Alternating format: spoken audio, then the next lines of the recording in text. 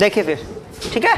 देखिए इसके पहले हमने क्या पढ़ा हुआ था, जनन या जनन की विधियों के बारे में पढ़ा हुआ था कि जनन किसे कहते हैं। तो आप जानते हैं कि प्रत्येक जीव का अपने समान जीव को जन्म देना क्या कहलाता है, जनन कहलाता है। जनन दो प्रकार का होता है, एक होता है लैंगिक जनन और दूसरा होता है अलैंगिक जनन, जिसमें से अलैंगिक की विधियों को हमने पढ़ लिया है पिछले वीडियो में, जिसमें क्या था, खंडन, विखंडन, बहुखंडन, है ना, कायिक जनन, है कि नहीं, जड़, तना, पत्ती द्वारा, वो वगैरह वगैरह जो था हमने पढ़ लिया। अब बात हम करते हैं लैंगिक जनन की। ऐसा जनन, जैसे हमने अलैंगिक में पढ़ा था, हमने पढ़ा था एकल जीव, अकेला, केवल एक ही जीव किसी संतति की क्या कर रहा था, उत्पत्ति कर रहा था। लेकिन इसमें ऐसा नहीं है। अब लैंगिक जनन में क्या होता है, तो आप कहेंगे कि ऐसा जनन, या यूं कहें एक लहजे में, आपकी किताबी भाषा बता रहा हूं, कि जब दो विपरीत युग्मक मिलकर किसी संतति की उत्पत्ति करते हैं तो उसे क्या कहते हैं, लैंगिक जनन कहते हैं। फिर से देखिएगा, जब दो विपरीत युग्मक मिलकर किसी संतति की उत्पत्ति करते हैं तो उसे क्या कहते हैं, लैंगिक जनन। कहने का मतलब है विपरीत, विपरीत का मतलब एक नर, दूसरा क्या, मादा। अब उसको दूसरी भाषा में समझिए, तो जब दो विपरीत नहीं कहेंगे तो कहेंगे ऐसा जनन जिसमें नर व मादा दोनों की आवश्यकता पड़ती है, उसे क्या कहते हैं, लैंगिक जनन। ऐसा जनन जिसमें नर मादा दोनों की आवश्यकता पड़े, जैसे हम लोग क्या हैं, हम मनुष्यों में कौन सा जनन होता है, तो लैंगिक जनन, इसमें नर व मादा दोनों अलग होते हैं। आगे मैं चलिए मैं बता ही देता हूं कि लिंग के आधार पे जीव दो प्रकार के होते हैं। एक होता है एक लिंगी और दूसरा होता है द्विलिंगी। एक लिंगी को एक लिंगाश्रयी भी कहा जाता है। क्यों कहा जाता है, ऐसा जीव जिसमें केवल एक ही लिंग पाया जाए, अर्थात नर मादा दोनों क्या होते हों, अलग अलग होते हों। कहने का मतलब है जैसे हम लोग क्या हैं, नर अलग होते हैं, मादा अलग होते हैं, है कि नहीं, तो हम लोग क्या कहलाएंगे, एक लिंगी, एक लिंगाश्रयी। ऐसे जीव जिसमें नर मादा दोनों अलग अलग पाए जाए उसे क्या कहेंगे, एक लिंगी। और वह जीव जिसमें नर व मादा दोनों एक ही जीव में पाया जाता है। कहने का मतलब है जैसे हम लोगों में, पुरुषों में वृषण पाया जाता है, मादा में अंडाशय पाया जाता है। लेकिन कुछ ऐसे जीव हैं जिनमें वृषण भी पाया जाता है और अंडाशय भी पाया जाता है, मतलब वो नर की तरह भी व्यवहार कर सकते हैं, मादा की तरह व्यवहार कर सकते हैं। जैसे अलैंगिक जनन में होता था कि कोई एकल जीव संतति की उत्पत्ति, कोई एक ही जीव संतति की उत्पत्ति कर सकता था, वैसे लैंगिक जनन में भी कुछ ऐसे जीव हैं जो द्विलिंगी होते हैं। वो क्या करते हैं, वो अकेले एक ही जीव संतति की क्या कर सकता है, उत्पत्ति कर सकता है। जैसे केचुआ की बात आप कर लो, ये क्या है, द्विलिंगी है, समझ रहे ना। जोंक की बात कर लो, ये क्या है, द्विलिंगी है। इनमें नर मादा दोनों के जनन अंग पाए जाते हैं। तो ये पॉइंट क्लियर हुआ। चलिए आगे देखते हैं, आपका एक एक पॉइंट हम समझते चलते हैं। लैंगिक जनन समझ में आ गया।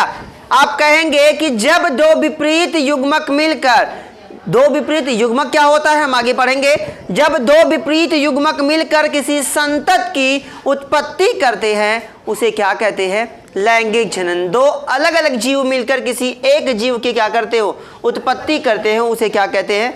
याद रखिएगा कि जैसे आप एक चीज पूछा जाता है, क्लोन किसे कहते हैं, क्या बोले, क्लोन, हाँ। तो आप देखेंगे कि जो लैंगिक जनन की बने संतानें होती हैं वो माता पिता से अलग होती हैं, लेकिन अलैंगिक जनन में बनी हुई संतानें वो माता पिता के क्या होती हैं, समान होती हैं। तो पूछेगा क्लोन किसे कहते हैं, तो आप कहेंगे कि अलैंगिक जनन द्वारा बनी हुई संतानों को क्या कहते हैं, क्लोन कहते हैं। क्यों क्लोन कहते हैं, क्योंकि वो अपने माता पिता के हूबहू होती हैं। जैसे अमीबा की बात कर लें तो अमीबा एकदम जैसे अमीबा होता है उसका हूबहू अमीबा बनता है, जैसे गुलाब होता है वैसे हूबहू गुलाब बनता है, समझ रहे हैं ना। जैसे आपने अलैंगिक जनन में कई विधियों के बारे में पढ़ा था ना, खंडन, विखंडन, स्पाइरोगायरा का आपने पढ़ा था, जैसे स्पाइरोगायरा है वैसे ही स्पाइरोगायरा होगा। लेकिन हम लोगों में ऐसा पाया जाता है नहीं।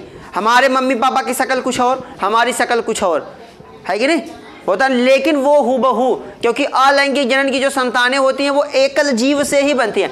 वरना हम लोगों में देखिए मम्मी कहीं और से आई है, पापा कहीं और से आए, तो दो अलग अलग लक्षण मिलेंगे तो तीसरा वाला लक्षण अलग आएगा ना, है कि नहीं। तो इन्हें क्लोन नहीं कहा जाता। अलैंगिक जनन द्वारा जो संतानें बनती हैं वो माता पिता के क्या होती है, समान। क्यों समान होती है भाई, क्योंकि वो एकल जनक, भाई अमीबा है, अमीबा ही तो टूट रहा है ना, अमीबा ही टूट के संतान को बना रहा है, तो वो उसी का एक भाग टूट रहा है। मेरा ही हाथ ये वाला कट के अलग हाथ, तो वो मेरा ही तो एक पार्ट है। मेरा ही एक भाग है, इसकी वजह से वो क्या एकदम हूबहू मेरे जैसा होगा, तो उसे क्या कहा जाएगा? क्लोन। आप कहेंगे कि अलैंगिक जनन द्वारा बनी संतानें अपने जनक के क्या होती हैं? समान होती हैं। इन्हें क्या कहा जाता है? क्लोन कहा जाता है। पूछेगा क्यों समान होती है, तो आप कहेंगे समान इसलिए होती है क्योंकि वो अपनी ही कोशिका को क्या करता है? तोड़ के किसी नए जीव की उत्पत्ति करता है। एकल जीव ही संतति की उत्पत्ति करता है, इसीलिए वो क्या होते हैं? एकदम उनके जैसे हूबहू, मतलब उनके जैसे एकदम समान होते हैं। क्लियर है? लेकिन लैंगिक जनन में ऐसा नहीं होता। लैंगिक जनन की जो संतानें होती हैं वो माता पिता से पूरी तरह से क्या होती है? अलग होती है। कुछ लक्षण उनके अंदर आते हैं जो आप आनुवांशिक लक्षण में, आनुवांशिकता में आप पढ़ेंगे। तो लैंगिक जनन में किसकी आवश्यकता पड़ती है बाबू? नर की पड़ती है और मादा की पड़ती है। अब नर में नर युग्मक का निर्माण होता है, मादा में मादा युग्मक का निर्माण। युग्मक का मतलब क्या होता है? युग्मक क्या होता है नीचे मैं समझाऊंगा, फिलहाल हल्के से एकदम समझ लीजिए। युग्मक क्या होता है? जो आगे चल के संलयित होता है, जो आगे चल के मिलता है या जोड़ा बनाता है, वही युग्मक कहलाता है। जैसे मनुष्यों की बात कर ले तो हम लोगों में युग्मक क्या है? पुरुषों की बात करें, मनुष्य में पुरुष की बात करें तो पुरुष में नर युग्मक का काम कौन करता है? शुक्राणु करता है। कौन करता है बाबू? शुक्राणु करता है। अगर मादा की बात कर ले तो कौन करता है? अंडाणु करता है।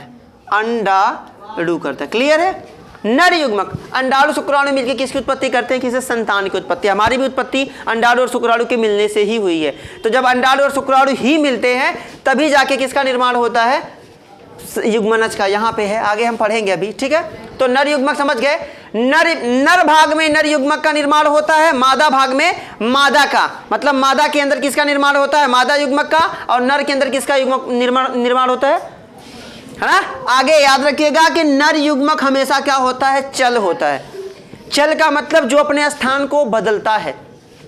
शुक्राणु कहाँ बनता है? वृषण में बनता है। कहाँ बनता है? वृषण में। और मिलता कहाँ जाके? फैलोपियन ट्यूब में, अंडवाहिनी में जाके मिलता है। मतलब वो एक जगह से चल के दूसरी जगह तक जाता है, तो वो क्या है? चल। लेकिन अंडाणु अचल होते हैं। वो कहाँ? अंडाशय में बनते हैं। केवल कहाँ तक जाते हैं? केवल फैलोपियन ट्यूब तक जाते हैं। वो कभी अपने स्थान को बदलते नहीं, इसीलिए वो क्या होते हैं? अचल होते हैं। वैसे पुष्पों की बात कर ले तो पुष्प में नर युग्मक का काम कौन करता है? परागकण करता है। कौन करता है भाई? और इनमें अंडाणु या अंड या डिंब या अंडा जो भी कह ले, पुष्प की बात कर रहे हैं। ठीक है?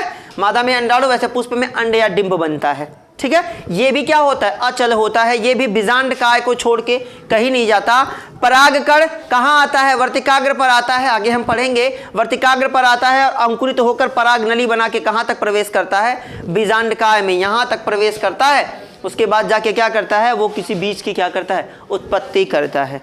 तो ये समझ में आ गया? लैंगिक जनन जिसमें नर मादा की आवश्यकता पड़े। नर भाग में नर युग्मक की उत्पत्ति होती है, मादा भाग में मादा की उत्पत्ति होती है। चल युग्म जो नर युग्मक होता है वो क्या होता है? चल होता है। मादा युग्मक क्या होता है? अचल होता है। अगर पूछा जाए कभी बहुविकल्पी क्वेश्चन में आ जाता है कि कौन सा युग्मक चल होता है, तो आप तुरंत क्या करेंगे? बिना सोचे मारेंगे क्या? नर युग्मक। क्लियर है? अचल कौन सा होता है? मादा युग्मक। ठीक है? आगे बात करते हैं। अब ये तो हो गया भाई लैंगिक जनन। अब हम पढ़ेंगे पहले पुष्पों में लैंगिक जनन, फिर इसके बाद मनुष्यों में लैंगिक जनन। तो पुष्प में लैंगिक जनन समझने से पहले पुष्प के भाग समझ जाइए कि पुष्प के अंदर कौन कौन से भाग पाए जाते हैं। ठीक है? चलिए यहाँ देखते हैं। देखिए पुष्प के कौन कौन से भाग, तो एक जगह से शुरू करते हैं। ये वाला भाग क्या कहलाता है भाई? वर्तिकाग्र। एक एक भाग के बारे में हम समझते चलते हैं। ये वर्तिकाग्र हो गया, वर्तिका।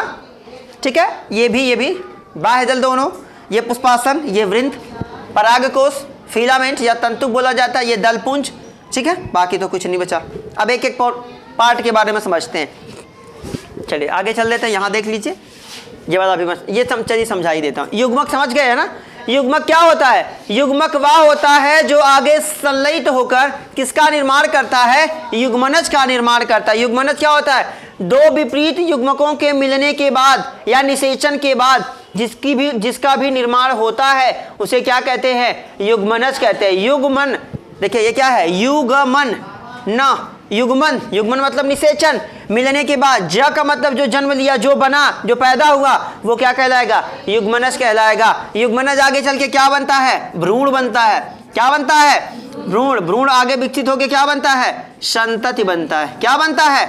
संतति बनता है। तो युग्मक समझ गए? युग्मक क्या होता है? जो जोड़ा बनाता है। युग्मक दो प्रकार के होते हैं, नर युग्मक, मादा युग्मक। दोनों मिल गए, क्या बन गए? जोड़ा बन गया। दोनों मिल जाते हैं। जब वो दोनों मिल जाते हैं तो किसका निर्माण करते हैं? युग्मनज का। किसका?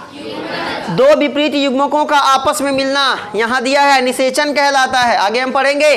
तो दो विपरीत युग्मकों का मिलना निषेचन कहलाता है। निषेचन के बाद जो बनता है उसे क्या कहते हैं? उसे युग्मनज बोलते हैं। क्या बोलते हैं? युग्मनज। तो युग्मनज समझ में आया कि अंडाणु शुक्राणु या परागकण अंडाणु आपस में जब मिल जाते हैं किसका निर्माण करते हैं?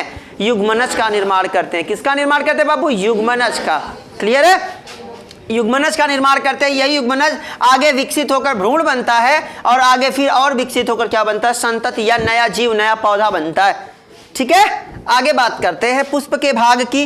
तो पुष्प के दो भाग होते हैं। कौन सा? एक होता है नर भाग, द्विलिंगी की बात हम कर रहे हैं। ठीक है, पुष्प भी एक लिंगी होता है, द्विलिंगी होता है। उसकी पहचान कैसे करेंगे वो मैं आपको बता दूंगा। ठीक है, पहले समझ लेते हैं पुष्प के नर भाग कौन कौन से हैं। तो पुष्प के नर भाग कौन कौन से होते हैं? पुंकेश, परागकोश और परागकण। याद रखिएगा, आप जानते हैं पुष्प में नर युग्मक का काम कौन करता है? परागकण। और मादा युग्मक का काम इसमें नहीं दिया है, नहीं लिखा हूं, वो अंडाशय के अंदर बनता है। वो क्या होता है? अंडाणु, जो मैं आपको पहले बताया हूं। अंड या डिंब। ठीक है, अंडा भी बोला जाता है। ठीक है, समझिए। अब एक एक भाग के बारे में समझते हैं। पुंकेसर क्या होता है? तो ये देखिए, इसे देख रहे हैं, ये क्या है? ये क्या है भाई? परागकोश है। क्या है? परागकोश। आप कहेंगे कि पुष्पासन से निकलने वाला एक डंठल, एक तंतुक जिसके ऊपर एक द्विपालित संरचना पाई जाती है, इसी द्विपालित संरचना को हम क्या कहते हैं? परागकोश कहते हैं। इसी परागकोश के अंदर क्या पाया जाता है? परागकण पाया जाता है, जो पुष्प में नर युग्मक का प्रतिनिधित्व करता है। क्या करता है भाई?